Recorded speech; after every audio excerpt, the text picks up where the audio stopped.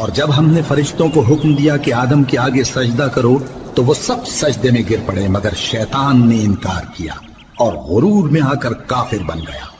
اور ہم نے کہا کہ اے آدم، تم اور تمہاری بیوی بہشت میں رہو اور جہاں سے چاہو بے روک ٹوک کھاؤ پیو، لیکن اس درخت کے پاس نہ جانا، نہیں تو ظالموں میں ہو جاؤ گے۔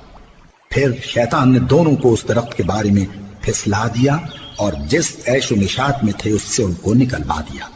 تب ہم نے حکم دیا کہ بہشت بری سے چلے جاؤ، تم ایک دوسرے کے دشمن ہو، اور تمہارے لیے زمین میں ایک وقت تک ٹھکانہ اور معاش مقرر کر دیا گیا ہے۔ پھر آدم نے اپنے پروردگار سے کچھ کلمات سیکھے اور معافی مانگی تو اس نے ان کا قصور معاف کر دیا۔ بے شک وہ معاف کرنے والا ہے، بڑا مہربان ہے۔ ہم نے فرمایا کہ تم سب یہاں سے اتر جاؤ، جب تمہارے پاس میری طرف سے ہدایت پہنچے تو اس کی پیروی کرنا، کہ جنہوں نے میری ہدایت کی پیروی کی ان کو نہ کچھ خوف ہوگا اور نہ وہ غمناک ہوں گے، اور جنہوں نے اس کو قبول نہ کیا اور ہماری آیتوں کو جھٹلایا وہ دوزخ میں جانے والے ہیں اور وہ ہمیشہ اس میں رہیں گے۔